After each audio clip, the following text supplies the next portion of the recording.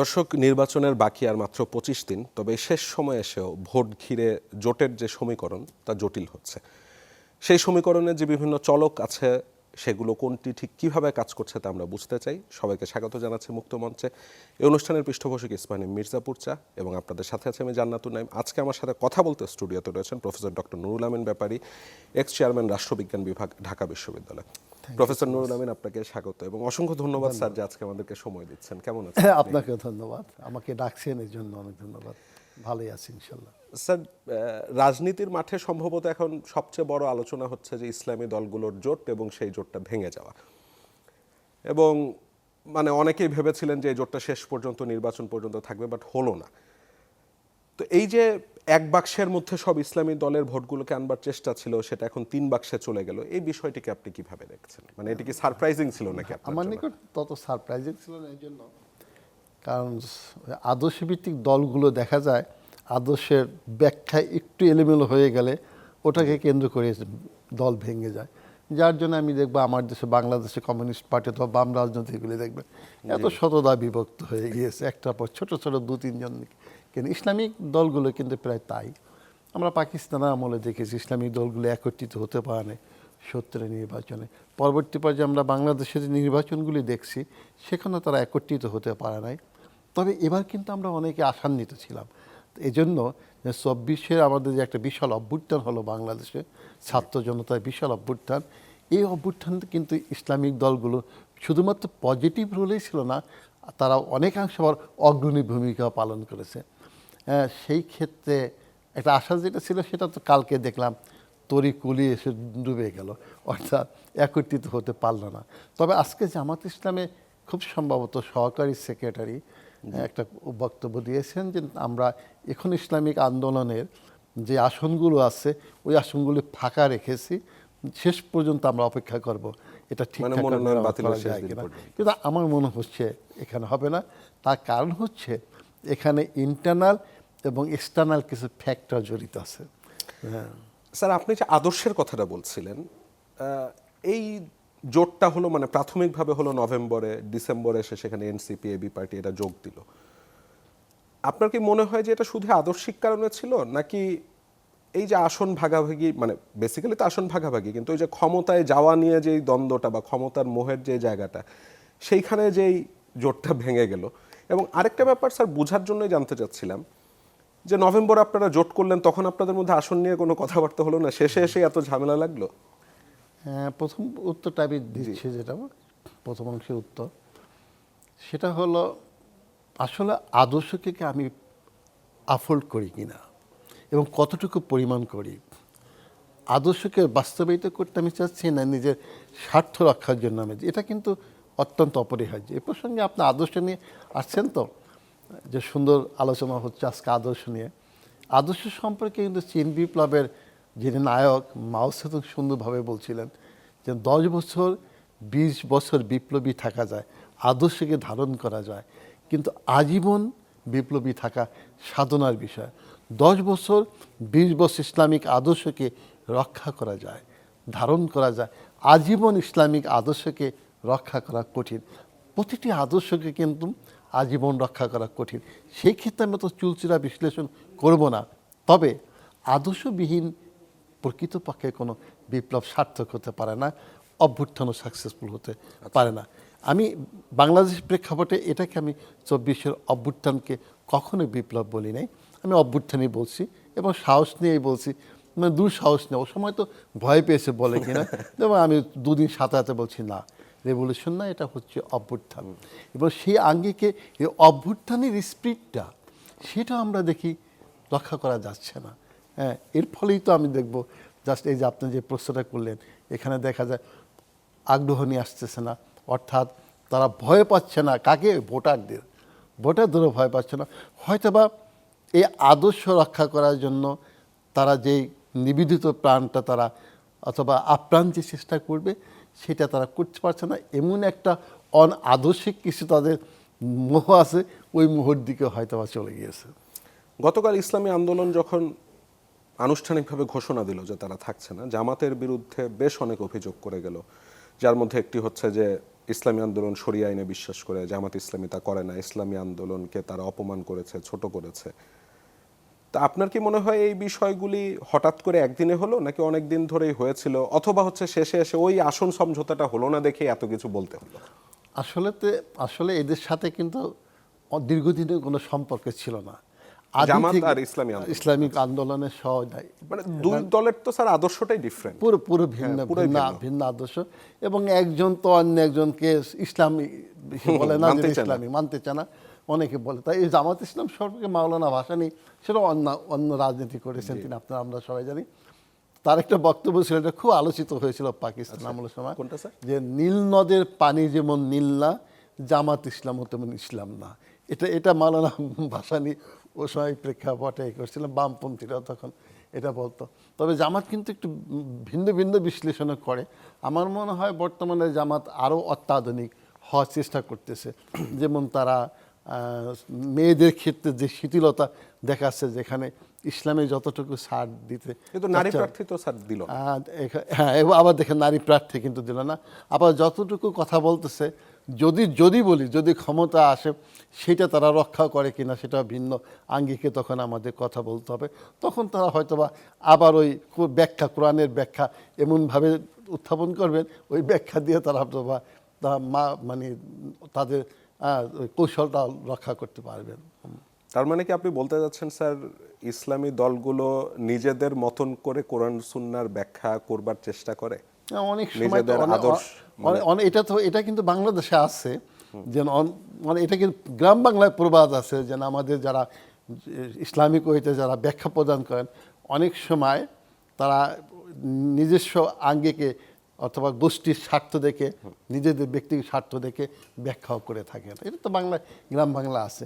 তবে একদম সঠিক ইসলামিক যে আদর্শবাদী কিছু নেই তা বলবো না, সেটা আছে। তা না কিন্তু টিকে থাকতে পারতো না, এবং তা না থাকলে কিন্তু এবার অভ্যুত্থানে তারা এত ভূমিকা পালন করতে পারতো না। একটা অংশ তো ব্যাপকভাবে বিশ্বাস করে হ্যাঁ ইসলামিক আদর্শকে, তার প্রমাণ তো আমরা পেয়েছি।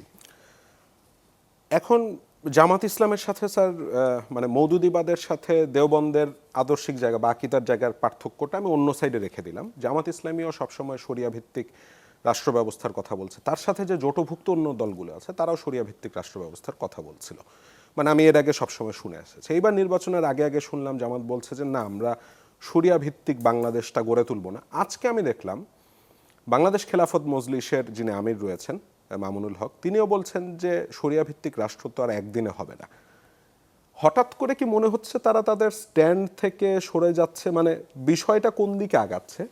না, আমার মনে হয় খুব সম্ভবত তারা একটু কৌশল নিয়েছিল, যেমন অভ্যুত্থানের পরে যেভাবে তারা সাড়া পাচ্ছে, ইসলামিক গোষ্ঠীর সারা, অথবা অনেক মানুষকে কি এখন অ্যাকোমোডেট করতে যাচ্ছে ভেরি তারা? গুড, ওটা করছে যারা একটু ধর্মনিরপেক্ষ, তাদের সারা। তারপর বিশ্ববিদ্যালয়, পাবলিক বিশ্ববিদ্যালয়গুলো, প্রাইভেট বিশ্ববিদ্যালয়, যে মাদ্রাসা লাইন, ওটা যারা নেই তাদেরও আকর্ষিত করার জন্য হয়তো বা তারা নমনীয় কিছু পদক্ষেপ গ্রহণ করতে চেয়েছিল সেই ক্ষেত্রে। তবে হচ্ছে কি, আমি কিন্তু বলবো বাংলাদেশের প্রেক্ষাপটে আমরা তো গভীর আলোচনা, আমি অবশ্য যেতে চাবো না, কেন বিষয়টা হয়তো বা ইসলামিক লাইনের তাদেরই, কিন্তু যে বিষয়গুলো আমরাও সাধারণত পড়ে আসছে বা পড়াতে হয়, সেটা হলো বাংলাদেশের মুসলমান, পাক ভারতের মুসলমান কিন্তু সুফিজমের ভিত্তিতে এসেছে। একটু বিশ্লেষণ করেন, এখানে কিন্তু ওয়াহাবিজমের ভিত্তিতে এখানে ইসলাম আসতে পারেনি। হ্যাঁ, সেই ক্ষেত্রে দেখেন আপনি, এটাকে আমাদের স্বীকার করতে হবে। বাংলাদেশে শাহজালাল, হজরত শাহজালাল, শাহপরান, এটাকে খানজাহান আলী, অন্যান্য দিকে যারা আছে এখানে, তারপর আমরা আজমিরের কথা তো আমাদের স্বীকার করতে হবে। এই সমস্ত এইভাবে কিন্তু এখানে ইসলাম, মডারেট ইসলাম যেটা। স্যার আপনি যেটি বলছিলেন যে সুফিজম থেকে বাংলাদেশে ইসলামের প্রসার ঘটেছে, অর্থাৎ আমি যেটা সবসময় বলি যে মানে বাংলাদেশের মুসলমানের সাথে সৌদি আরবের মুসলমান বা আফগানিস্তানের মুসলমান বা ইরানের মুসলমানের পার্থক্যটা রয়ে গেছে। পাতাল পার্থক্য। তো সেই বিষয়গুলো আফগানিস্তানকে বলবো, আচ্ছা, আকাশ পাতাল। তো সেই বিষয়গুলি আমাদের ইসলামী দল মানে অন্য যে দলগুলো রয়েছে তারা কি এখন ঠিকঠাক ধরতে পারছে বলে আপনার কাছে আমার মনে হয় কিছু আগে কিছু তো তারা ধরতে পেরেছে, বিধায়ী তারা যে অনেক দলগুলো যারা আছে আগের চেয়ে কিন্তু অনেক কাছাকাছি এসেছে। এক দলে, এক ইসলামিক দলের লিডার অন্য ইসলামিক দলের নেতাকে মুসলিম হিসেবে মানতেন না, এই যে মানতেন না, তারা আবার একত্রিত হয়ে আলাপ আলোচনার কথা বলতেছেন, এটা অনেক তাদের দৃষ্টিতে অনেক অ্যাডভান্স তো করেছে। এই লিবারেল হয় স্যার, তাদের ভোট বাড়বে না কমবে? তারা আপাতত দেখতেছে ভোট বাড়তেছে। কারণ ভোট বাড়তেছে কিভাবে, ওই অভ্যুত্থানে তাদের একটা ভূমিকা ছিল। তাদের যদি অ্যাকসেপ্টই একদম না করে, পরিষ্কার। তাহলে কিভাবে এত লোক এখানে আসবে? কারণ এক সত্যিকারের কথা, 24-এর অভ্যুত্থানে বিএনপি এবং জামাত ইসলামিক দলগুলির ব্যাপক ভূমিকা ছিল। মাদ্রাসার স্টুডেন্টরা প্রচুর কল্পনা পরিমাণে করতে ছিল। পারবেন আপনি। আমি তো মনে করি যে নেক্সট নির্বাচনে বিএনপি যদি ক্ষমতা আসে, বিএনপিকে তো 1.5-2 বছর তো ট্যাকেল করাই কঠিন হয়ে যাবে। কারণ আপনার এত এত মাদ্রাসার ছাত্র এবং এত ইসলামিক যে আদর্শ ভিত্তিক যারা আসছে, তারা একটার পর একটা কিন্তু দাবি উত্থাপন করবেন। সেই দাবি কতটুকু বিএনপি আপনার গ্রহণ করতে পারবে, আবার ওই দাবি গ্রহণ করতে গিয়ে সাধারণ জনগণ থেকে, অর্থাৎ যারা একটু মডারেট একটু liberal। লিবারেল ডেমোক্রাট যারা, তাদের থেকে সরে যায় কিনা, অর্থাৎ একটা দ্বিধাদ্বন্দ্বের মধ্যে পড়ে যাবে যে নেক্সট গভর্নমেন্ট যারা আসতেছে। আমার মনে হয়। স্যার, বিএনপির যেহেতু প্রসঙ্গটা আসলোই, মানে ওই যেটি বলছিলেন যে লিবারেল এখন যাবে কই? তাদের হয়তো এখন একটাই দল আছে যে বিএনপি। কারণ বিএনপি সবসময় বলে যে আমরা ডানের বামে আর বামের ডানে। এখন বিএনপিকে কি একটু লেফটের দিকে ঘেঁষতে হবে নাকি, বা তাদের স্ট্র্যাটেজিকে পরিবর্তন করবার দরকার আছে নাকি, মানে অ্যাজ এ পার্টি অফ আমি সেন্টার অফ রাইট? আপনি সুন্দর বলছেন, বিএনপিটা যখন প্রতিষ্ঠিত হয় তখন কিন্তু বিএনপিতে এই ধরনের চতুর্দিক থেকে রাইট লেফট, হ্যাঁ হ্যাঁ হ্যাঁ, সব এসেছিল। মির্জা ফখরুল সাহেবই তো লেফট পলিটিক্স করেছেন। যেহেতু নাম বললেন আপনি, মির্জা ফখরুল সাহেব লেফট পলিটিক্স করেছেন, আব্দুল্লাহ মান্নান ছিল। মান্নান ভূঁইয়া সাহেব লেফট পলিটিক্স করেছেন। ইভেন প্রথম সেক্রেটারি যে বদরুদ্দোজা চৌধুরী সাহেব, যদি ওইভাবে ধরা পড়ে না, যেহেতু ডাক্তার, তিনি ছাত্র ইউনিয়ন করেছেন। ঢাকা কলেজে তিনি যখন পড়াশোনা করেন তখন তিনি ছাত্র ইউনিয়ন করেছেন।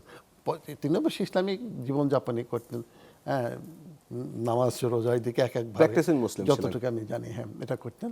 কিন্তু প্রশ্ন হচ্ছে, ওই সময় কিন্তু একটা মজার ঘটনা, আমরা তখন লেকচারার যখন ছিলাম, তখন বন্ধু বান্ধব অনেকে বলতো বিএনপি, ওই যে বিভিন্ন গ্রুপ থেকে পার্টি থেকে লোকজন এসে করছে, তার বলতো কি বিএনপি বেসিক্যালি, বি মানে বেসিক্যালি, এনে নো পিতে party, basically no political party. তো এটা কিন্তু আবার বড় কন্ট্রিবিউশন হচ্ছে বেগম খালেদা জিয়া। ইভেন জিয়াউর রহমান সাহেবের সাথে সময় কিন্তু বলছে এই পার্টিটা ধরে রাখতে পারবে কিনা, তার মারা যাওয়ার পরে। তার মৃত্যুর পরে এসিড টেস্ট হলো কোথায়?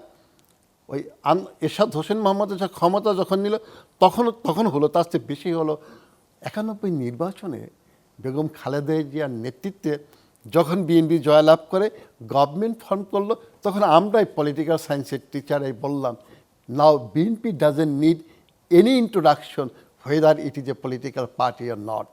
অর্থাৎ বিএনপি একটা পার্টিতে রূপান্তরিত হয়েছে কার নেতৃত্বে? Under the leadership of Begum Khaleda Zia. তার আগে আমরা কি বলতাম?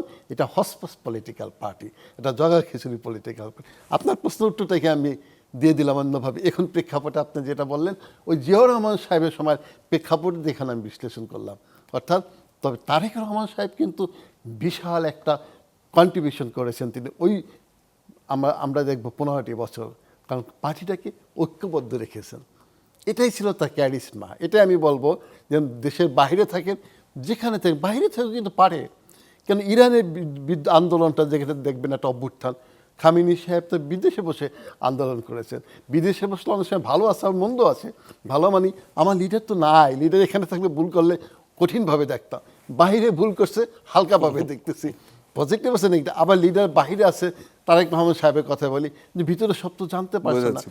মানে দলটাকে ধরে রাখাটা একটা বড় ব্যাপার। এখন তার যেটা হবে, এখন তার আমার যতটুকু মনে হচ্ছে বিএনপি কারো গত করলে আরো পরিষ্কার হয়ে গিয়েছে।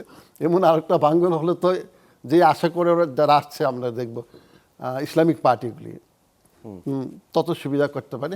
আচ্ছা স্যার, ওই সমীকরণটা আমরা বুঝবো যে জামাতের পরে ইসলামী যেই দলগুলো তাদের সাথে জোট করলো, তাদের মধ্যে রাজনৈতিকভাবে, সাংগঠনিকভাবে বা ভোটের অভিজ্ঞতার দিক দিয়ে সবচেয়ে শক্ত দল ছিল হচ্ছে আপনার ইসলামী আন্দোলন, যারা বের হয়ে গেল। এবং সেই সাথে তাদের আরেকটা যেই দল রয়েছে, যেমন খেলাফত মজলিস, বাংলাদেশ খেলাফত মজলিস, তারা কওমি মাদ্রাসাগুলোর একটা বড় রকম প্রতিনিধিত্ব করে।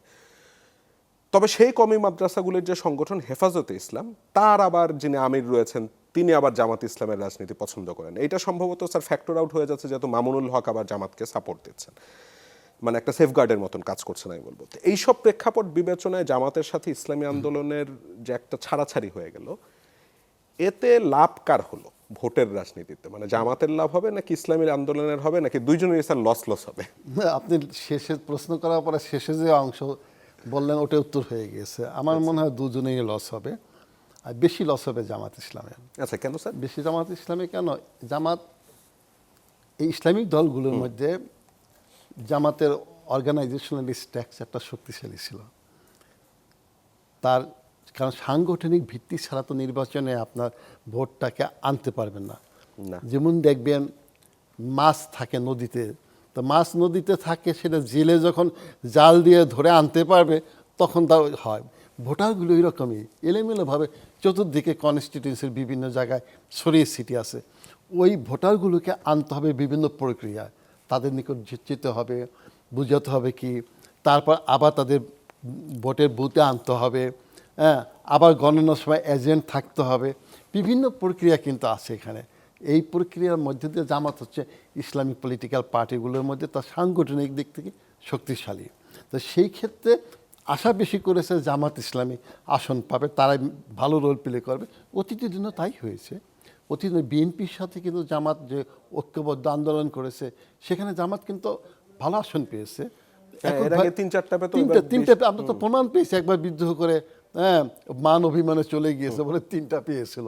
হ্যাঁ, বরঞ্চ জামাত ইসলাম ওই যে আওয়ামী লীগের সময়, ওই সময় আমি বলবো আওয়ামী লীগ বাদ দিয়ে দিলাম, অর্থাৎ তারা যখন ওপেন রাজনীতিতে এখানে আসলো, এই জিয়া রহমান সাহেবের পরবর্তী পর্যায় থেকে বিএনপির উপরে ভরসা করে পিঠে পা দিয়ে কিন্তু তারা এই স্টেজে পর্যন্ত এসেছে।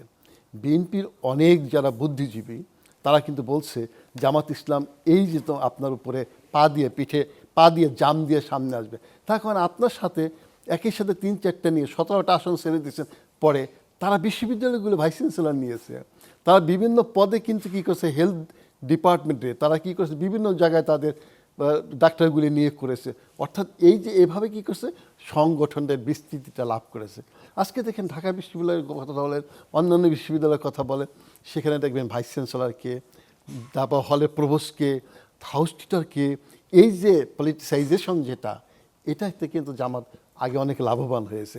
এখন প্রশ্ন হচ্ছে হয়তো বা তারেক রহমান সাহেব এবার ভিন্নভাবে বিশ্লেষণ করতে পারেন যে আমি এখন কতটুকু যাব, কারণ এখন তো এই ফিল্ডে আওয়ামী লীগ নেই। Am I clear? ফলশ্রুতিতে আওয়ামী লীগ আবার কখন আসে না কী করে সেটা ভিন্ন প্রক্রিয়া, সেইখানে ইলেকশনের বিশ্লেষণটা, রাজনৈতিক বিশ্লেষণ হবে ভিন্নভাবে। তো এইভাবে থাকতে হলে আমি মনে করি ক্ষতিটা, যে প্রশ্নটা আপনি করেছেন, জামাত ইসলাম বেশি হয়েছে। আরও নীরব থেকে, আরও আপনার একটু হালকা কথাবার্তা সহ্য করে, হ্যাঁ, হয়তো বা তারা নিজেরাই বলছে কথা কাটাকাটি হতে বা সহ্য করা নেই, তো এটা করে হয়তো বা ধরে রাখতে পারলে জামাত ইসলামে লাভ হতো। আচ্ছা স্যার, আমরা যদি ঐতিহাসিকভাবে খেয়াল করি, এই ইসলামী দলগুলোর আমি দেখছিলাম যে মানে জামাত সহ অন্য সবগুলোকে যদি আমি এক বাক্সে ফেলাই ভোট, তাহলে ঐতিহাসিকভাবে 14%-এর আশেপাশে আর কি তারা সর্বমোট ভোট পেয়েছে। কিন্তু এইবারের ইকুয়েশনটা ভিন্ন আমি বলছি এই কারণেই, 5 আগস্টের পরে যতগুলো ছাত্র সংসদ নির্বাচন হয়েছে সবগুলোতেই কিন্তু জামাত সমর্থিত বা ছাত্র শিবির সমর্থিত প্যানেল জয়ী হয়ে এসেছে। আরেকটা ফ্যাক্টর হচ্ছে যে এখানে তরুণ ভোটার 4 কোটির বেশি রয়েছে, যারা কে কবে কি করেছে তার চেয়েও বেশি গুরুত্ব দিচ্ছে সুশাসনের দিকে, দুর্নীতিমুক্ত ইমেজ কার দিকে আছে, কে বেশি আপনার সিনসিয়ার হবে সেসব দিকে। আপনার কি মনে হয় বিএনপি এই ইকুয়েশনগুলি মাথায় রেখেছে, বা বিএনপি কি বুঝতে পারছে যে সামনের নির্বাচন কতটুকু কঠিন হতে যাচ্ছে তাদের জন্য? আপনাকে আমি অনেক অনেক ধন্যবাদ দিচ্ছি এ কারণে, আপনি যে প্রশ্নটা করলেন এটা বিএনপি খুব সম্ভবত উপলব্ধি করেছে, এবং তাদের এটা উপলব্ধি করা উচিত ছিল অনেক আগে। যদি আগে উপলব্ধি করতো তাহলে ছাত্র রাজনীতিটা প্রেক্ষাপটটা হয়তো বা কিছু পরিবর্তন সাধিত করতে পারত। এই প্রসঙ্গে আপনাকে বলি, আমিও বিএনপির সাথে তো বিভিন্ন প্রক্রিয়া, অভ্যুত্থানের আগে বিভিন্ন বিষয়ে জড়িত ছিলাম 10-12 বছর। আমিও কিন্তু এই প্রশ্নটাই, আমি স্ট্যান্ডিং কমিটির 2-3 জন মেম্বার ছিলেন, ইনক্লুডিং ফখরুল ইসলাম আলমগীর সাহেব ওই মিটিংয়ে ছিলেন। আমি বলেছিলাম যে নতুন ভোটাররা, তখন কিন্তু ডাক সিলেকশন হয়নি, 18 থেকে আপনি 30 বছরের ভোটারদের সে জরিপ করেছেন, তারা কাকে চাচ্ছে, আপনাকে অথবা কী জন্য অন্যকে, তখন কিন্তু ডাক সিলেকশন হয় না, কিন্তু আমরা অনুমান করেছিলাম ডাকসে তো তারা জিতবে। এবং আস্তে আস্তে অন্যগুলিতে জিতবে। এখানে আসল প্রশ্ন, এই তরুণ ভোটাররা নেক্সটে কিন্তু কার সম্পদ হবে? আমার ক্লিয়ার? এই তরুণ ভোটাররা তারা মাইন্ডসেট হয়ে যাচ্ছে। এদেরই কিন্তু একদিন শহীদ রাষ্ট্রপতি জিয়াউর রহমান এই তরুণ ভোটারদেরকে একটু বিএনপির ছায়াতলে এনেছিলেন বিভিন্ন প্রক্রিয়ার মধ্য দিয়ে। তাহলে এই তরুণ ভোটারদের জন্য তারা কি চিন্তা ভাবনা করছে? কারণ তরুণদের সামনে কি, তরুণদের সামনে ওই যে আমি কিন্তু বিশ্ববিদ্যালয় নিয়ে আলোচনা করতেছি এই প্রসঙ্গে, সেটাই কিন্তু জাতীয় পর্যায়ে আসবে। তারা কি করেছিল? তারা দেখেছিল আগের সংগঠনগুলো যেইভাবে হলে তাদের ব্যবহার করতো, তাদের সাথে অন্যায় করতো, অত্যাচার করতো, ওটা তারা সহ্য করে নাই। কারণ তারা তো বিশ্ববিদ্যালয়ের ছাত্র, একটা প্রক্রিয়ায় তারাও আত্মমর্যাদা এসেছে। ওই যে আত্মমর্যাদা যখন লেগেছে, তখন কিন্তু ভোট যখন দিতে পেরেছে, তখন তারা আসল জায়গায় ভোট দিয়ে দিছে। কারণ সবচেয়ে দুর্বল হচ্ছে মানুষের মন। এত দ্রুত গতিতে পরিবর্তন হয় যেটা কল্পনা করা যায় না। ভোটের সময় আমি অমুক অমুকে দেবো, হঠাৎ করে ভোট দেওয়ার সময় মনে হচ্ছে ওই সময় তো আমাকে এই কথাটুকু বলছে, চেঞ্জ হয়ে গেল। সারা 1 বছর 2 বছর চিন্তা চেঞ্জ হয়ে যায় মানুষের। ওই ভোটের সময় ক্ষতি কতটুকু করেছে এইটা সামনে আসে, উপকার কতটুকু করেছে তার চেয়ে বেশি। তা আমি চিন্তা এই জন্যই বলতেছি, আপনার প্রশ্নকে অত্যন্ত গুরুত্বপূর্ণ বলতেছি। কেন? যে বিএনপির এই বিষয়গুলো কিন্তু শুধু বিএনপি বলতেছি না, অন্য পার্টিগুলো আলোচনা করতে হবে। এটি চারটিখানি ব্যাপার না। ঢাকা বিশ্ববিদ্যালয়, জাহাঙ্গীরনগর বিশ্ববিদ্যালয়, রাজশাহী বিশ্ববিদ্যালয়, চট্টগ্রাম বিশ্ববিদ্যালয়, জগন্নাথ বিশ্ববিদ্যালয়, একের পর এক জল। আরও ইন্টারেস্টিং হচ্ছে মেয়েদের হলগুলোতে তারা জয়লাভ করতেছে। এটা কিন্তু আমি বারবার বলি, মেয়েদের হলগুলোতে তারা জয়লাভ করতেছে। এটা চিন্তা ভাবনা করতে হবে। তবে জামাতা আমির সাহেব মাঝে মাঝে ভুল করবেন, এটা কথা না, ভুল করে ফেলছেন। মেয়েদের চাকরির ক্ষেত্রে বলছে যে কত 5 ঘন্টা মনে কাজ করলে হবে, অর্থাৎ ঘরের মধ্যে আটকে রাখা সময় মনে করছে এটা তো একটা নতুন টেকনিক তুমি করেছো। এইভাবে হওয়ার পর হয়তো বা একটার পর দুটা এলোমেলো হইলে জনগণ আবার ভিন্নভাবে বিশ্লেষণ করবে। এই জন্য তারা কোন দিকে যায় তাদেরও টেকনিক খাটাতে হবে। তাদের নতুন ভোট সংগ্রহ, তাদের তো বিশাল টেকনিক খাটাতে হবে।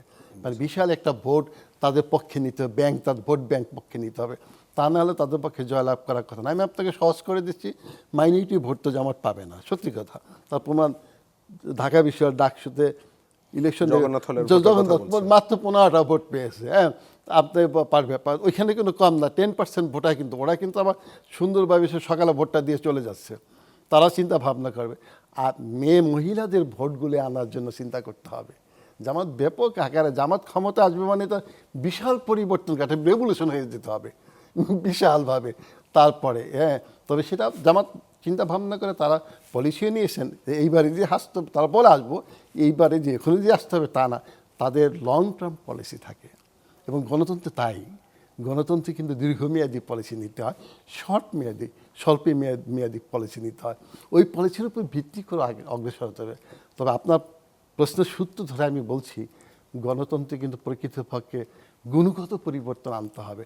কারণ আমার ভোটাররা, ছাত্ররা যখন বলছে গুণগত পরিবর্তন, এটাই সেই যে গণতন্ত্রের লিবারাল ডেমোক্রেসির জনক যিনি জন স্টুয়ার্ট মিল, এই ভারতবর্ষে যিনি বসে তার লেখা লিখেছেন, জন্মগ্রহণ করেছেন গ্রেট ব্রিটেনে, জীবনের শ্রেষ্ঠ সময় অতিবাহিত করেছেন ভারতবর্ষে, উনি কিন্তু গণতন্ত্রের লিবারাল ডেমোক্রেসির প্রকৃতপক্ষে জনক আমরা তাকে বলি।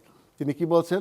তার পিতা ছিল জেমস মিল বলেন গণতন্ত্রকে এই যে সংখ্যাগরিষ্ঠ লোকের জয় জয়কার, অর্থাৎ অধিক সংখ্যক লোকের অধিক পরিমাণ সুখ দেওয়াই হচ্ছে রাষ্ট্রের করণীয়। পিতা বললেন জেমস মিল, উপযোগবাদী দার্শনিক। তার সন্তান জন স্টুয়ার্ট মিল বললেন, না বাবা, তুমি ভুল বলছো, অধিক সংখ্যক লোকের অধিক পরিমাণে সুখ দেওয়া তো গণতন্ত্র না। অর্থাৎ তুমি নাদুস বোকা আর লিখে সক্রেটিস এক জিনিস হতে পারে? নাদুস বোকারা তারা নিজের স্বার্থের কথা বলবে, আর লিখে সক্রেটিস নিজের স্বার্থের কথা বলবে না, জনগণের স্বার্থের কথা বলবে, মানবতার স্বার্থের কথা বলবে। অর্থাৎ তুমি ওই বোকাদের ভোট দিয়ে তুমি গণতন্ত্র রক্ষা করবে না, গুণগত পরিবর্তন করতে হবে তোমার। গণতন্ত্র আসলে স্পিরিট হচ্ছে গুণগত পরিবর্তন। এই গুণগত পরিবর্তনটা আমি বারবার বলি, বিএনপি যদি তার গুণগত পরিবর্তন রক্ষা করতে পারে, তাহলে আমার মনে হয় প্রকৃত বিএনপি হবে, কারণ বিএনপির মধ্যে তো কিছু দেখবেন এলোমেলোর মধ্যে হয়ে যাবে। এবং আমি দোয়া করি তারেক রহমান সবজন ভালো, কারণ হি ওয়াজ মাই ডাইরেক্ট স্টুডেন্ট, তো আমি দোয়া করি যেন ভালোভাবে চলতে পারেন। কিন্তু তা না হলে এই যে অপোজিশনটা তৈরি হবে, 1.5 বছরের মধ্যে বিভিন্ন পলিসি গ্রহণ করবে, এলোমেলো অবস্থা শুরু হয়ে যাবে। ওখানে টিকে থাকা, অ্যাডজাস্ট করাই হচ্ছে বড় কঠিন, কারণ ইন্টারনাল অ্যাক্টরস, এক্সটার্নাল অ্যাক্টরসদের বিশ্লেষণ করতে হবে বাংলাদেশের রাজনীতিতে। স্যার, এক্সটার্নাল অ্যাক্টরস বলতে কি বোঝাতে যাচ্ছেন? আমি এক্সটার্নাল অ্যাক্টরসটা আপনি দেখেন না, অভ্যুত্থানে 24-এর অভ্যুত্থানে কি মনে করেন আমাদের ছাত্র জনতায় অভ্যুত্থান করে ফেলছে? নট এট অল, অবশ্যই না, সহজভাবে। কারণ তাহলে আগের ঘটনাগুলি দেখেন, 15টা বছর আওয়ামী লীগের পিছনে কে ছিল? এক্সটার্নাল অ্যাক্টর ছিল না? সেই বলছে, এমনকি 24-এর নির্বাচনটা করানোর জন্য এক্সটার্নাল আরেকটা শক্তিশালী অ্যাক্টর মার্কিন যুক্তরাষ্ট্রের অ্যাম্বাসেডর বাংলাদেশে দিল্লিতে গিয়েছিলেন যে আপনি নির্বাচনটা এটা করে দেন কি বাংলাদেশের নির্বাচনটা করে দেন। কী করছে? দিল্লি থেকে ইঙ্গিত দিয়েছে, যিনি আমাদের এখানে ছিলেন, যাকে আমরা সবাই বলি ফ্যাসিস্ট সরকার, হ্যাঁ, তাকে কি বলছে যে তোমরা এই নির্বাচন করে ফেলো, আমি ম্যানেজ করবো ওই external factors United states of আমেরিকাকে। কিন্তু কি করেছে? ডেমোক্র্যাটরা তখন ক্ষমতায় ছিল, তারা বলছে আমরা একটা রিকোয়েস্ট করলাম আমাদের উপর এটা করো, ফলশ্রুতিতে ওই 24-এর সময় হালকা একটা থাপ্পড় দিয়ে দিলেন যে দেখো এটাই হচ্ছে জিনিস, এখন পর্যন্ত আমার উপরে তুমি মাতব্বরি করতে পারো না। বিদায় আজকে তিনি বাংলাদেশকে তার নিজের আলয় দিয়ে দেখতেছেন। ইউনাইটেড স্টেটস অফ আমেরিকা বাংলাদেশের রাজনীতিকে নিজের আলয় দিয়ে আমেরিকার স্বার্থের দিকে তাকিয়ে দেখতেছেন, ইন্ডিয়ার দিকে ছাড়েন নাই। যেটা ওই 8 সালে 9 সালে আমরা কি দেখব, ইন্ডিয়াকে কি বলছে যে তোমরাই বাংলাদেশকে দেখো, মাঝে মাঝে আমাদের সাথে একটা আলাপ আলোচনা করো। ওই চায়নার রিজনাল পলিটিক্সটা বাংলা, এখানে এই রিজনাল পলিটিক্স চায়নাকে প্রতিহত করার জন্য একটু মাতুব্বরি দিয়েছিল ভারতের হাতে। কিন্তু মার্কিন যুক্তরাষ্ট্রের গবেষকরা চিন্তা করে দেখবে, বিশেষ করে স্টেট ডিপার্টমেন্ট থেকে দেখছে ভারত তো ক্ষতি করে ফেলছে, বাংলাদেশকে তো অনেক যোজন দূরে নিয়ে গেছে, চায়নার দিকে চলে যাবে। ফলশ্রুতিতে তারা ওই যে আফগানিস্তানে যখন হচট খেলো, সেইখান থেকে তারা পলিসি চেঞ্জ করে সাউথ এশিয়ার নতুন পলিসি নিয়েছে এবং বাংলাদেশকে তারা এমন একটা পলিসিতে আনছে আমরা আমাদের আলোয় দেখব। আপনাকে লেটেস্ট খবর আমি দিয়ে দিচ্ছি, 2 মাস আগে একটা গোপন রিপোর্ট হয়েছে ওই ট্রাম্পের নিকট যে ডেস্ক থেকে, সাউথ এশিয়ার ডেস্ক থেকে বাংলাদেশ চ্যাপ্টার যিনি দেখেন তিনি চিঠিতে জানিয়ে দিয়েছেন বাংলাদেশকে এখন আমাদের দেখতে হবে। এবং ট্রাম্প মহাশয়টা আপনি এখানে আমি ওপেনলি বলে দিলাম, বলছে ওকে এখন আর অন্যের আলয় দিয়ে দেখবো না। তার আরেকটা প্রমাণ দেই, ইউনূস সাহেবের প্রেস সচিব যিনি, তাকে প্রশ্ন করেছিল নির্বাচনে যে আওয়ামী লীগ আসতেছে না, প্রেশার নাই আপনাদের, ইনক্লুসিভ ইলেকশন হবে না, উনি কি উত্তর দিলেন? আমাদের কোনো ওই রকম প্রেশার নাই। আরেকটা উত্তর দিয়ে দিই আমি, খলিল সাহেব যখন দেখা করলেন 2 দিন আগে স্টেট ডিপার্টমেন্টের উচ্চ পদস্থ অফিসারদের সাথে, তারা বলছে এমন কোনো তোমাদের প্রেশার নাই, তোমরা ইলেকশন করে ফেলা। তার আরও গভীর, এটা অনেকে জানে কি আমি মনে করি, পড়াশোনা বিভিন্ন দিকে আমি বলবো না, জানতে হবে। আরও 4 মাস আগে আরেকটা মিটিং হয়েছে, সেখানে তারা আরেকটা পলিসি নিয়েছে স্টেট ডিপার্টমেন্ট থেকে, এবং যেটা বাংলাদেশ ডেস্ক দেখে সে যে পলিসি দিয়েছে ট্রাম্প ওকে করেছে। ফলশ্রুতিতে এই নির্বাচন মার্কিন যুক্তরাষ্ট্রের কোনো কিছু হবে না, এখানে আওয়ামী লীগ আসুক বা না আসুক। সবাই ক্লিয়ার? বাংলাদেশের রাজনীতিতে আমেরিকার প্রভাবের কথা বলছিলেন এবং বলছিলেন যে খুব স্ট্রংভাবে সেটি রয়েছে, ভারতেরও তো প্রভাব রয়েছে। ভারত এখন কি চাচ্ছে বলে মনে হয় আপনার কাছে? এবং আওয়ামী লীগকে ছাড়া ভারত বাংলাদেশের নির্বাচনকেই বা কিভাবে দেখবে? খুব সংক্ষেপে স্যার জানতে চাই। সংক্ষেপে তো বলা যায় না যে পছন্দ করেছেন, তবে আমি খুব সংক্ষেপে করব। দেখেন, আমি ব্যক্তিগতভাবে আগে ক্লিয়ার করে নিচ্ছি, কারণ ভারত আমাদের প্রতিবেশী একটা রাষ্ট্র। আমি মনে করি পলিটিক্যাল সায়েন্সের ছাত্রী হিসেবে তার সাথে ভালো সম্পর্ক স্থাপন করতে হবে, এবং প্রতিবেশীর সাথে সংঘাত করে ভালো থাকা যায় না, সুযোগই নেই। আরও ভালো একটা বড় একটা শক্তি। কিন্তু এখানে সবচেয়ে ভুল করতেছে আমার দৃষ্টিতে ভারত, কারণ ভারত তার সমস্ত ডিমগুলোকে একটা ঝুড়িতে রাখতেছে।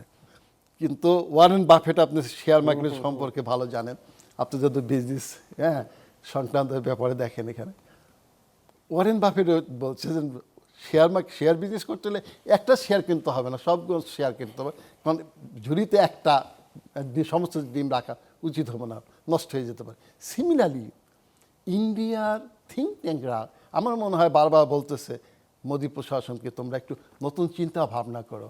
তোমরা একটা ওই আওয়ামী লীগে, আমরা ওপেনলি বলে ফেলি নামটা, আওয়ামী লীগের উপরে এত আস্থা তোমরা রাখতেছো কেন? এখনো তো এখন রাখছেই স্যার। এখন স্টিল, হ্যাঁ। তো কি জন্য? তো এই যে একটা আস্থা আওয়ামী লীগ, এই তারও কারণ আছে, এত স্বার্থ দিয়েছে আমাদের ex prime minister, former prime minister Sheikh Hasina Wazed বলছে ভারতকে এত কিছু উজাড় করে দিয়েছি, রিক্ত আমি নিঃস্ব আমি, দেবার কিছু নেই, আসে শুধু ভালোবাসা দিয়ে দিলেন তাই, তা বলে না কিন্তু। ওই আসে ভালো, ওইটা মুখ দিয়ে কাব্যিকভাবে বললে ভালো হতো, তা বলে তিনি আমার সম্পদ দিয়েছেন। ইভেন আমার রাডার সিস্টেমটা দেখেন, আমার আকাশ পথে, হ্যাঁ, আমার আকাশ নিরাপদ ছিল না। রাডার সিস্টেমটা তারা কন্ট্রোল করতো, বিভিন্ন দিকে আমার দেশ দিয়ে তার ট্রানজিট নিয়ে যেত, পয়সা দিত না। মানুষ শুধু শুধু খেপেছে, আমার দেশের নাগরিককে তুলে নিয়ে যেত। বিভিন্ন এত বিশ্লেষণ আমি করবো না, জি স্যার, ওটা না যাওয়াই ভালো। তাহলে কি হচ্ছে, এখন পর্যন্ত তারা মনে করে আমার একটা মাত্র ভরসা আওয়ামী লীগ। কেন? বিএনপি তো প্রায় তোমাদের একই। আমি কিন্তু সত্যিভাবে পলিটিক্যাল সায়েন্সের ছাত্র হিসাবে বলতেছি, রাজনৈতিকভাবে তো দুটো সংগঠন কাছাকাছি, মধ্যবিত্ত শ্রেণীর সংগঠন। এরা তো এত আদর্শ ভিত্তিক কিছু না তোমাদের বিপক্ষে যাবে, সমাজ পরিবর্তন করে ফেলবে, ধনী গরিব এক করে ফেলবে, এটা না। হ্যাঁ, আমি ব্যক্তিগতভাবে বলি আওয়ামী লীগের চেয়ে লিবারেল, আরও লিবারেল ডেমোক্র্যাটটা হচ্ছে বিএনপি, আরও একটু বেশি লিবারেল, এটা আমি বলি। ফলশ্রুতিতে তুমি তাদের সাথে ভালো কাজ করতে পারো, অগ্রসর হতে পারো, সেই দিকে তারা স্পেস দিচ্ছে না। কিছু কিছু দিচ্ছে না তা না, বিএনপির কিছু কিছু নেতাদের নিচ্ছে, স্পেস দিতে চাচ্ছে, কিন্তু আমার মনে হয় যাদের আবার দিয়ে তারা এই কাজগুলি করতে চেয়েছিল সেটা ধরা খেয়ে গেছে। পেপারগুলিতে বলে দিছে ও অমুক অমুক, তখন গোপন কাজগুলি যখন প্রকাশ্যে অন্যভাবে এসে পড়ে তখন ওই কাজগুলো করানো যায় না। ফলশ্রুতিতে আমি বলবো তারেক রহমান সাহেব সুন্দর একটা বক্তব্য রেখেছেন ভারতের সাথে সম্পর্কের ক্ষেত্রে, এটা পজিটিভ ওয়েতে ভারতের নেওয়া উচিত। কী বলছেন? আমার দেশের জনগণ যদি ভারতের সাথে শীতল সম্পর্ক চায় তাহলে আমি ভারতের সাথে শীতল সম্পর্ক স্থাপন করব। আমার দেশের জনগণ যদি ভারতের সাথে উষ্ণ সম্পর্ক চায় তাহলে আমি উষ্ণ সম্পর্ক স্থাপন করব। গুড ডিসিশন, কারণ সব সময় ভারতের foreign policy is determined by the domestic policy. এটা বিশ্লেষণ করতে হবে। এটাই আমি বলি peoples to peoples relationship, not government to government relation, not party to party relationship. এটা আসল সংক্ষেপে আপনি যেহেতু জানতে ছিলেন বলে দিলাম। অর্থাৎ ভারতের বুঝতে হবে আমি কোন পদ্ধতিতে রিলেশনশিপ করব। একটা পার্টির সাথে একটা পার্টি রিলেশনশিপ চলে না, আর কারণ আমার সেই বাংলাদেশ তো নেই, আমার পৃথিবী কিন্তু সে ৭১ সালের পৃথিবী নেই, অনেক এগিয়েছে।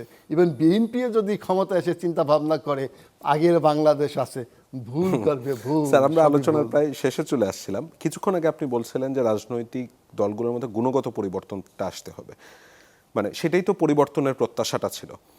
তো বিএনপির মধ্যে, মানে আপনি বলছেন যে বিএনপি এখন ভোটের ইকুয়েশনটা বুঝতে পারছে, আপনি এক্সপেক্ট করছেন তাদের মধ্যে সেই গুণগত পরিবর্তনটা আসবে, কিন্তু আদৌ কি এসেছে? মানে গতকালও আমি যখন দেখলাম একটা শোক সভা হচ্ছে, সেখানে আমি দেখলাম যে একজন সাংবাদিককে রীতিমতো গলা ধাক্কা দিয়ে বের করে দিচ্ছে। মানে এই ধরনের অ্যাপ্রোচ যদি একটা বড় রাজনৈতিক দল করে বসে এবং সেটা সবার সামনে চোখে আঙ্গুলে দেখিয়ে দেয়, কি ধরনের পরিবর্তন আমরা আশা করব? আমি এখান থেকে আমি একদম হতাশ হব না। কেন?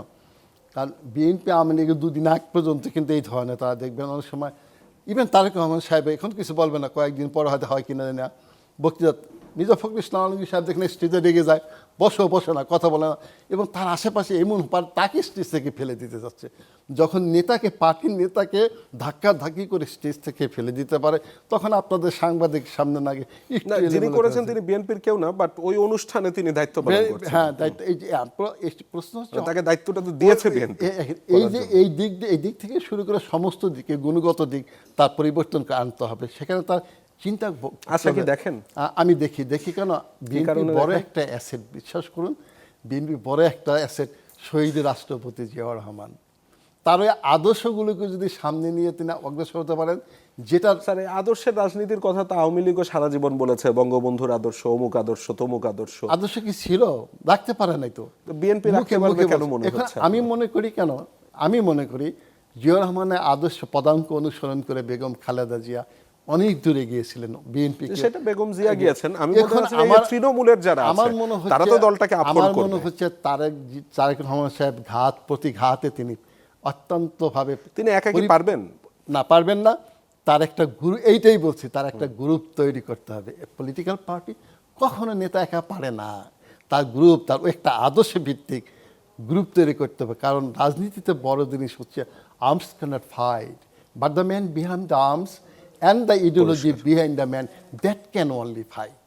সুতরাং ওই ভিত্তিতে তার একটা সংগঠন করতে হবে এবং নিশ্চয়ই অনেক কঠোর সিদ্ধান্ত নিতে হবে। Very good. তা ওই দিকে অগ্রসর হতে হবে এবং তার অগ্রসর হতে হবে ধীরে ধীরে, স্টেপ বাই স্টেপ। মাঝে মাঝে সেই লেনিনের কথায় 2 পা অগ্রসর হয়ে 1 পা আবার পিছিয়ে আসতে হবে, আবার 2 পা অগ্রসর হতে হবে, ধীরে ধীরে তার অগ্রসর হতে হবে। একটা স্টেজে যখন সুসংগঠিত হয়ে যাবে তখন তার এক বলতে হবে না, সবাই তখন বলবে খেয়েছে। আমার ভবিষ্যতের জন্য এখন একটু দুষ্টামি শব্দটাই বললাম, এটা আমি বেশি বলে একটু বন্ধ করতে হবে, কমাই দিলাম। মানে আমি ওরা চুরি করলো দুষ্টমি বলি, কারণ চুরি করলো চুরি বললে আবার ওরা আমাকে ধরবে, এই জন্য আমি দুষ্টমি শব্দ। একটা ব্যাপার জানতে যাচ্ছিলাম, আমি দেখলাম হিউম্যান রাইটস ওয়াচের একটা প্রতিবেদন প্রকাশিত হয়েছে 12 ফেব্রুয়ারি। সেখানে তারা বলছে যে বাংলাদেশে বর্ষা বিপ্লবের পরে নারী এবং ধর্মীয় সংখ্যালঘুদের ওপর হামলা বাড়ছে, যা মানবাধিকার রক্ষায় দেশটির অন্তর্বর্তী সরকারের ব্যর্থতা। এবং তারা বলেছে যে হিন্দুদের বিরুদ্ধে অন্তত 51টি সহিংসতার ঘটনার তথ্য তারা পেয়েছে, তার মধ্যে 10টা হত্যাকাণ্ড। তারা বলছে যে 51টি রাজনৈতিক দলের মধ্যে 30টি কোনো রকমের নারী প্রার্থী দেয়নি, যেখানে জামাত ইসলাম মানে ওই দলগুলিও রয়েছে। এবং আমরা দেখলাম তফসিল ঘোষণার পর গেল 36 দিনে সারা দেশে অন্তত 15 জন রাজনৈতিক নেতাকর্মীকে হত্যা করা হয়েছে, যার মধ্যে বেশিরভাগই বিএনপির নেতাকর্মী। বাংলাদেশ ঠিক কোন ধরনের রাষ্ট্র হতে যাচ্ছে? আপনার এই প্রশ্নটা নিয়ে আজকে একটু সংক্ষেপ উত্তর দিয়ে আমার মনে হয় ভবিষ্যতে বড় একটা অনুষ্ঠান করতে বলে ভালো হবে, কারণ প্রশ্ন অনেক উত্তর। আমি অবশ্যই স্যার আরেকবার এটা নিয়ে আলোচনা করব। খুব সংক্ষেপে বলে দিচ্ছি। প্রথমটা হচ্ছে যেটা হিন্দুদের উপর, এটা হচ্ছে কিছু, কিন্তু প্রশ্ন হচ্ছে আমাদের এখানে 24শে অভ্যুত্থান পরে হিন্দুদের উপরে হয়েছে, তাতে মুসলমানদের উপর হয় নাই। কাদের উপর হয়েছে? যেই হিন্দুরা সাধারণত পলিটিক্যালি ইনভলভ ছিল গভীরভাবে। তার মধ্যে হয়তো বা আপনার ময়মনসিংহের একটা রিসেন্টলি কি একটা ঘটনা ঘটতে পারে, তার সাথেও এটা এলাকার কিছু বিষয়টা জড়িত ছিল। তারপরে আমি বলবো, দেখেন আপনি যদি একটু চিন্তা ভাবনা করেন, আমার প্রতিবেশী রাষ্ট্র ভারতের সাথে চিন্তা ভাবনা, বিশাল গণতান্ত্রিক দেশ, সেইখানে সংখ্যালঘুদের আচ্ছা, আপনি বলছেন একটা ন্যারেটিভ বিল্ড আপ হচ্ছে। হ্যাঁ, ভেরি গুড। এটা দেখেন আপনি 25শে ডিসেম্বর কি ঘটনা ঘটলো পুরো ভারতে, হ্যাঁ, খ্রিস্টানদের উপর কি ঘটনা ঘটলো। আমি এটা তার মানে আমি জাস্টিফাই করতে চাচ্ছি না, এটা আমার এখানে যতটুকু ক্ষুদ্রতম ঘটে এটা না ঘটা উচিত, তবে ঘটে কিসের উপর? পলিটিক্যাল দৃষ্টিভঙ্গি। কিন্তু স্যার আমি সংখ্যালঘুদের সাথে যখন কথা বলি তারা কিন্তু নিরাপত্তাহীনতায় ভুগছেন, যেটা আগেও ভুগতেন কিন্তু এত পর্যায়ে ভুগতেন না। আমি আবার এটা দ্বিমত করি। আগে তারা বেশি ভুগতেন, তারা বলতো না। তাদেরও একটা দোষ আছে। তারা কি দোষ জানেন? তারা ওই আগের প্রশাসনের সময় কিছু হলে তারা বলতে চেত না, লজ্জা পেত না, ওরা তো আমাদের রক্ষা করে। কিন্তু আমার কলিগ ঢাকা বিশ্ববিদ্যালয়ের অধ্যাপক, তিনি আওয়ামী লীগের, মাত্র 2টা ভাগে অনেক সময় বিভক্ত, ওটাই পছন্দ করতেন তিনি, যদিও প্রকৃতিশীল রাজনীতি করতেন। তার একটা গবেষণা আছে, এদেশের হিন্দু সম্পত্তি কারা নিয়েছে, বিএনপির নেতারা নিয়েছে না আওয়ামী লীগের নেতারা হিন্দু সম্পত্তি আত্মসাৎ করেছে? আবুল বারকাত। আমি কেন উত্তর দিলাম, তারপরে কি তারা এই বিষয়ে কিছু বলে না? এটা যদি আবার বিএনপির পক্ষে হতো তাহলে তো মিছিল বের করে দিত। তো প্রশ্ন হচ্ছে তাদেরও চিন্তা ভাবনা পরিবর্তন করতে হবে, তাদেরও যে নতুন ভাবে করতে হবে, যে আমি কোন ভাবে আর এই যে রাজনৈতিক হত্যাকাণ্ড ক্লিয়ার করে দিতে হবে। এই যে স্যার রাজনৈতিক হত্যাকাণ্ড মানে সামনের দিনে কি আরো টার্মোয়েল আসতে যাচ্ছে নাকি ইলেকশনের আগে? সেটাই তো যার জন্য তো ইনুস সাহেব তো গভীর জলের মাছ। আমি তাকে অত্যন্ত ভয়ে বলি গভীর জলের মাছ বিধায় কিন্তু ওই যে নির্বাচনগুলিতে এখনো কিন্তু কোনো ক্যাম্পেইন করতে দিচ্ছে না। হ্যাঁ, অথবা বেশি যত ক্যাম্পেইন হবে, যত গরু খাওয়া শুরু হবে, তত মারামারি শুরু হবে, হত্যা শুরু হয়ে যেতে পারে, যার জন্য অল্প একটা সময় দিয়েছেন। খুব সম্ভবত এই মাসের 22 তারিখ থেকে না 21 থেকে শুরু করবে। সেখানে কিছু তো হবে। বাংলাদেশে নির্বাচনও তো দেখেছেন কিছু হয়, তবে আমার মনে হয় আগের চেয়ে কম হবে। পরিষ্কার। স্যার আপনাকে অনেক ধন্যবাদ। আরো অনেক প্রশ্ন ছিল কিন্তু আজকে আর সময় সায় দিচ্ছে না, যদি অনুমতি দেন অনুষ্ঠানটা এখানে শেষ করতে। Thank you so much. দর্শক, এর সাথে শেষ করছি আজকের মুক্তমঞ্চ। যারা এতক্ষণ আমাদের সাথে ছিলেন তাদের সবাইকে অসংখ্য ধন্যবাদ। শুভরাত্রি।